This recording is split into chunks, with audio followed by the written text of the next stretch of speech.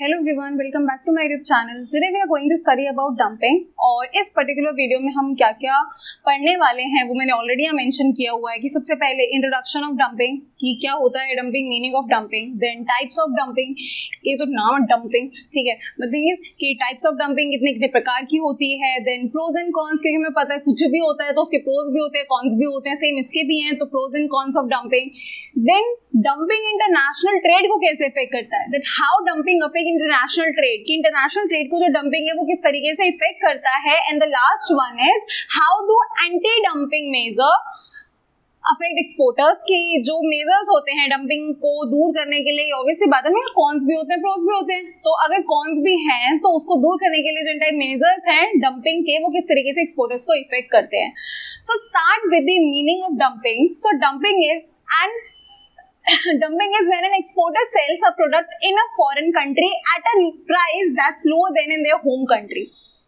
Technical language है, तो simple language में ये कि एक कंट्री है, लेट्स से दो कंट्रीज, एक नहीं दो कंट्रीज की हम यहाँ पे बात करते हैं, ठीक है। कौन कौन सी, हमने एक कंट्री लिया ए, एक कंट्री लिया हमने बी, ठीक है। अब जो ए कंट्री है वो बी को एक्सपोर्ट कर रही है गुड्स, ठीक है। कोई हम एक पर्टिकुलर गुड की बात कर लेते हैं, मान के चलते हैं वो गुड हो गया एक्स, ठीक है। तो ए कंट्री बी कंट्री को एक गुड एक्सपोर्ट कर रही है एक्स, तो जो एक्स गुड, जो ये एक्स गुड यहाँ जा रही है ना बी कंट्री के पास में, अब बी कंट्री के पास अपना भी एक गुड है, वही सेम गुड है एक्स, बट जो इसका प्राइस है वो इसके प्राइस से कम है, यानी कि जो ए कंट्री है वो उस एक्स प्रोडक्ट को बी कंट्री को सेल कर रही है उस होम कंट्री में जो उसका प्राइस है उससे कम प्राइस पे, उसको हम बोलते हैं डंपिंग, ठीक है। तो आई होप कि आपको मीनिंग समझ में आएगा कि डंपिंग क्या होती है, कि जब एक कंट्री दूसरे कंट्री पे उसके जो उस कंट्री में उसका प्राइस है पर्टिकुलर गुड का, उससे कम प्राइस पे उसे सेल करे तो उसे हम बोलते हैं डंपिंग। तो एक्सपोर्टर्स का इरादा क्या होता है, भाई ये ज्यादा से ज्यादा एक्सपोर्ट करो, क्यों ज्यादा एक्सपोर्ट करो, या फ्लड कहते हैं ना कर दो, बस इंपोर्टिंग कंट्री जो है जो इंपोर्ट कर रही है गुड्स का। तो मेन जो इसका टारगेट होता है भाई कॉम्पिटिटिव एडवांटेज गेन करना, फॉरेन मार्केट पे जाके मोनोपोली एस्टेब्लिश करना, काइंड ऑफ, हर केस में तो नहीं, बट हाँ उनका टारगेट यही होता है कि हम ज्यादा ज्यादा गुड्स को एक्सपोर्ट करें, हर कंट्री को यही चाहिए ना। तो बट डंपिंग कब होता है, डंपिंग तब होता है जब हम उस कंट्री के प्राइस से कम प्राइस पे, एक्सपोर्ट तो और चीजों का भी हो सकता है ना जो वहां पे अवेलेबल भी ना हो, बट डंपिंग हम कब कंसिडर करते हैं, जब वो उस कंट्री के प्राइस से कम प्राइस पे उस गुड को सेल करे उस कंट्री के अंदर, तो उसे हम बोलते हैं डंपिंग, ठीक है। अब हम आगे पढ़ने वाले हैं टाइप्स ऑफ डंपिंग, की डंपिंग कितने कितने प्रकार की होती है, ठीक है। तो सबसे पहला हमारे पास में है दैट इज प्रेडेटरी डंपिंग, ठीक है, कि प्रेडेटरी डंपिंग क्या होता है। So permanent sale of goods in foreign market at lower price. Permanent sale of goods, इसका मतलब ये कि वो किसी पर्टिकुलर ओकेजन, पर्टिकुलर टाइम पे या सिचुएशन में सेल नहीं कर रहे हैं, उनका टारगेट है कि हम परमानेंट ही वहां पे जो भी उनका प्राइस अवेलेबल होगा हम हमेशा उस प्राइस को देखेंगे कि वहां उस कंट्री में क्या प्राइस चल रहा है, और हमेशा हम उस प्राइस से कम प्राइस पे उसको सेल करेंगे। तो परमानेंट सेल है, not in a very particular situations. तो परमानेंटली जब हम उस कंट्री के होम प्राइस से उसको कम प्राइस पे हम हमेशा ही सेल करते रहेंगे, तो उसको हम बोलते हैं कौन सी, प्रेडेटरी डंपिंग। और इसका जो मेन टारगेट होता है एक्चुअली में वो होता है मोनोपोली एस्टैब्लिश करना, ठीक है, कि हम उस कंट्री में अपने उस प्रोडक्ट की मोनोपोली एस्टैब्लिश करेंगे कि जो भी प्राइस वहां पे चल रहा होगा हम उस प्राइस से कम प्राइस पे अपने गुड्स को सेल करेंगे। सेकेंड इज स्पोरेडिक डंपिंग है, तो नेम इतना कॉम्प्लिकेटेड हो जाता है कभी कभी। स्पोरेडिक डंपिंग क्या होता है हमारे पास में, कि it is when company with excess unsold inventory clear their excess inventory by exporting, ठीक है। एक्सेस मींस कि जैसे कि सप्लाई जो एग्रीगेट सप्लाई अगर हमारे पास वो ज्यादा हो रही है डिमांड से, तो हमारे पास सामान ज्यादा है, हमारे पास अनयूज जो अनसोल्ड मटेरियल है वो ज्यादा है, तो उसको क्या करें, अब रख के तो नहीं रख सकते, तो हम उसको एक्सपोर्ट कर देते हैं कंट्रीज में जहां पे वो प्रोडक्ट सेल नहीं हुआ, ठीक है, कि where it is not sold. तो इसको हम बोलते हैं स्पोरेडिक, कि जो भी हमारे पास एक्सेस में, इसमें तो क्या था परमानेंटली उसमें काम करते रहो, ठीक है, सेल करते रहो। इसमें क्या चीज है कि जो हमारे पास एक्सेस इन्वेंट्री बच गई है, अनसोल्ड इन्वेंट्री बच गई है, उसको हम सेल कर देते हैं, एक्सपोर्ट कर देते हैं दूसरे कंट्रीज में, ठीक है। काम वही है कि लो प्राइस पे ही सेल करेंगे, लेकिन जो हमारे पास अनसोल्ड इन्वेंट्री बचा है उसको। थर्ड इज परसिस्टेंट, इसमें क्या चीज होती है, when there is constant demand in foreign market of a company's product, कि जब फॉरेन मार्केट में किसी प्रोडक्ट की डिमांड चल रही है तो उसको हम बोलते हैं परसिस्टेंट, ठीक है, कि यहाँ पे उनका टारगेट तो ये था, इसमें इन दोनों का टारगेट आपको समझ में है कि उसको तो परमानेंट सेल करना ही करना है, कि जो वहां पे प्रोडक्ट हमारे पास सेम है मैं उसको उस प्राइस से कम पे सेल करूं। फर्स्ट सेशन में क्या है कि मेरे प्रोडक्ट की डिमांड है दूसरी कंट्री में, तो मैं उसको कंसिस्टेंटली उस डिमांड के अकॉर्डिंगली सेल करता रहूं, but at a lower prices. Then is reverse dumping. देखो रिवर्स मीन्स उल्टा। डंपिंग क्या होता है? दूसरी कंट्री के जो प्राइस अवेलेबल हैं उससे कम प्राइस पर अपने गुड को सेल करना, ठीक है।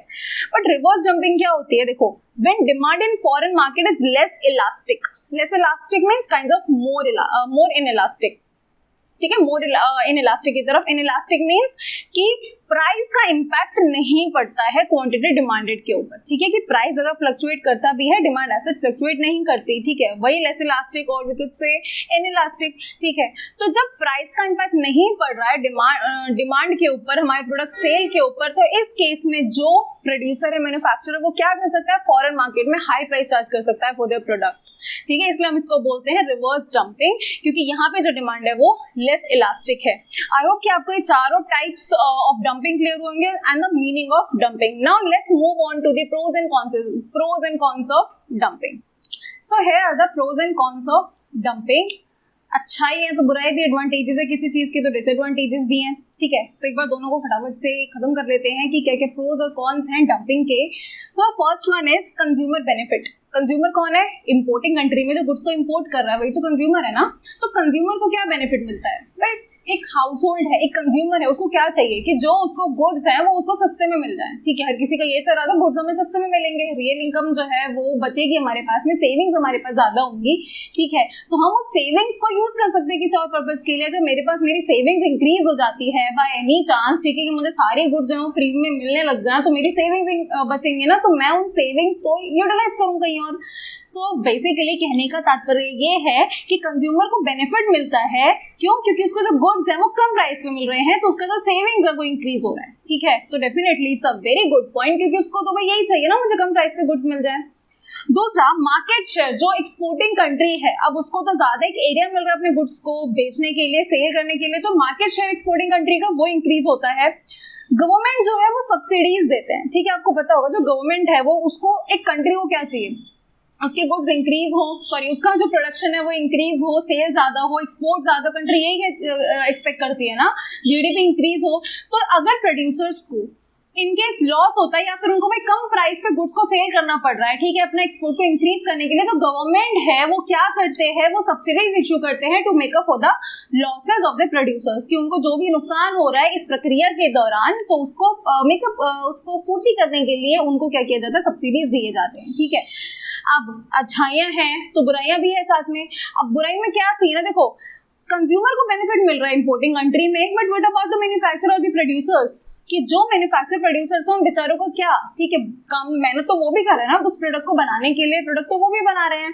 सो push producer in importing country out of business, क्योंकि जो एक्सपोर्टिंग कंट्री है उसका गुड वहां पे खरीदा जा रहा है। What about the manufacture producers of the home country, in the home country, जो वहां पे गुड को प्रोड्यूस कर रहे हैं, तो उस केस में उनका क्या सीन है? वो बिजनेस से बाहर है, क्योंकि कॉम्पिटिटिव एडवांटेज तो एक्सपोर्टिंग कंट्री गेन कर रही है, उनका प्रोडक्ट वहां पे जा रहा है। तो इसके रिजल्ट की वजह से क्या होता है कि जो अनएम्प्लॉयमेंट है डेफिनेटली वो इंक्रीज होता है in the importing country. Next is importing country could retaliate, means counter attack, ठीक है। अब वो ऐसे ना शांत पे बैठी रहेगी, ऐसे हाथ पे हाथ रख के बैठी रहेगी कि कोई नहीं, तुम आते जाओ, तुम अपना गुड सेल करते जाओ, कोई बात नहीं, क्या हो रहा है? अनएम्प्लॉयमेंट तो हो रहा है, क्या हो रहा है? हमारे मैन्युफैक्चरर से बर्बाद हो रहे हैं बेचारे। ऐसा नहीं है ना, उनको भी मेहनत तो करनी पड़ेगी जब उनको ऐसा लग रहा है कि ये जो चीज है वो सही नहीं है हमारे प्रोड्यूसर्स के लिए, तो वो काउंटर अटैक किस तरीके से कर सकते हैं? इंपोर्ट ड्यूटीज, टैक्स के साथ में, या फिर हम ऑलरेडी देख चुके हैं ना बैरियर्स के अंदर की लिमिट लगा दो इंपोर्ट करने के ऊपर, तो ये वही चीज है कि वो काउंटर अटैक कर सकते हैं इस चीज के लिए भी। अब आगे हमारे पास देखो, इसमें एक चीज ये भी तो है ना, कई बार ये होता है कि उनको सिर्फ अब उनको उस कंट्री के प्राइस से कम प्राइस पे देना है, ठीक है। उनका ये है कि जो वहां पे प्राइस अवेलेबल है उससे कम प्राइस पे अपने गुड्स को सेल करूं, तो उस चक्कर में कई बार ये भी होता है कि जो उनके कॉस्ट से भी उनको कम प्राइस पे जो चीजें हैं वो ले जानी पड़ती है, क्योंकि उनको कंपेयर करना है दूसरी कंट्री के प्राइसेस से। अब अगर यही चीज लॉन्ग टर्म में चलती रहे तो ये बहुत ज्यादा कॉस्ट इसका एक्सपेंसिव हो जाता है फॉर द गवर्नमेंट। वो सब्सिडीज अगर देगी और ये प्रक्रिया जो है, ये प्रोसेस जो है वो लॉन्ग टर्म में चलेगी, तो गवर्नमेंट के लिए बहुत ज्यादा एक्सपेंसिव हो जाता है। कॉस्ट एक्सपेंसिव, कॉस्ट इफेक्टिव नहीं है इन द लॉन्ग रन। ये चीज की providing subsidy company in the long run get expensive, कि ये चीज बहुत ज्यादा एक्सपेंसिव हो जाती है लॉन्ग टर्म के अंदर. So these all are the pros and cons of dumping. और अगर ये समझ में आ रहा है आपको जो भी चल रहा है अंटिल नाउ, तो एक बार लाइक जरूर कर देना वीडियो को. नेक्स्ट इज कि इंटरनेशनल ट्रेड को कैसे इफेक्ट करती है जो डंपिंग है. देखो, if you talk about WTO, world trade organization, European union जो है ना, कि कोई भी अप्रूव नहीं करता है डंपिंग को. ठीक है, कोई भी नहीं कहेगा डंपिंग करो. ठीक है, क्योंकि बेचारे उनके लिए तो सभी मेंबर्स हैं, उनके पास जो भी मेंबर्स हैं तो वो अप्रूव नहीं कर रहे हैं डंपिंग को. अगर देखा जाए टेक्निकली तो WTO के रूल्स में कहीं पे भी इलीगल नहीं है अनलेस कोई भी कंट्री जो है वो नेगेटिव इफेक्ट्स को प्रूव ना कर दे डंपिंग के, तो ये इलीगल नहीं है. And if you talk about European unions, तो जो यूरोपियन कमीशन होती है ना, वो रिस्पॉन्सिबल होती है इस चीज के लिए कि जो डंपिंग है वो कंट्रीज के बीच में हो रही है नहीं हो रही है, कि dumping is occurred between one और अनदर कंट्री और not. And at the same time वो इस चीज के लिए भी रिस्पॉन्सिबल होते हैं कि जो एंटी डंपिंग मेजर्स हैं क्या वो बेस्ट सोल्यूशन है, वो रिजोल्यूशन है इस प्रॉब्लम के लिए, कि जो मेजर्स होते हैं क्या वो बेस्ट रिजोल्यूशन के लिए. तो ये किसका काम होता है? यूरोपियन कमीशन का. अब साथ में जो भी कंट्रीज जो है WTO की मेंबर हैं, ठीक है, WTO में कंट्रीज मेंबर हैं, तो जो भी कंट्री मेंबर है WTO की, वो एक फॉर्मल कंप्लेन लेके जा सकते हैं WTO के पास में. किस चीज के लिए? इसी चीज के लिए, डंपिंग के अगेंस्ट, कि अगर उनको ऐसा लगता है कि भाई ये चीज गलत है तो उसको प्रूव करने के लिए एक फॉर्मल कंप्लेन लेके जा सकते हैं WTO के पास, और साथ में मेजर्स के लिए भी उनसे बात कर सकते हैं WTO में. ठीक है. And the last one is कि किस तरीके से एक्सपोर्टर को इफेक्ट करते हैं जो एंटी डंपिंग मेजर्स होते हैं वो. देखो, हमने अभी यहाँ पे एक चीज देखी थी कि इंपोर्टिंग कंट्रीज जो है वो क्या कर सकते हैं. भाई हमने देखा ना, वो टेरिफ जो बैरियर्स होते हैं वो लगा सकते हैं, वो टैक्स लगाएंगे. ठीक है, वो कोटा लगा सकते हैं, कि लिमिट कर दो इंपोर्ट को. अब ये सब क्यों किया जाता है? सो बेसिकली इंपोर्टिंग कंट्रीज जो हमको करना पड़ता है because they are suppose to protect their producers, manufacturers, उनको प्रोटेक्ट करना ही करना है, तो इसके लिए चीजें की जाती हैं. अब साथ में लेकिन जो एक्सपोर्टर्स होते हैं उनको भी इस चीज के लिए ध्यान रखना चाहिए. किस चीज के लिए? कि भाई उनको सिर्फ ये काम नहीं करना है जो हमने पहले देखा था, कि जो अनयूज्ड रॉ मटेरियल है उसको जाके एक्सपोर्ट कर दो, उसको जाके बेच दो जो दूसरा कंट्री है वहां पे, बिकॉज इससे क्या होगा, जो इम्पोर्टिंग कंट्री है उसके ऊपर नेगेटिव इफेक्ट्स पड़ेंगे, और हाँ वो गवर्नमेंट की नजर में भी आ सकते हैं अगर वो बहुत ज्यादा इस चीज को आगे रखेंगे. तो unfair trade practices from the exporting country side नहीं होना चाहिए. ठीक है. So I hope I made you clear about this topic. जो भी इम्पोर्टेंट था तो I tried my best, but still कोई भी इशू होता है तो let me know in the comment section. And if you like this video तो एक थम्स अप जरूर दे देना, and share and subscribe. Thank you so much. Bye bye. Take care. Have a good day, good night.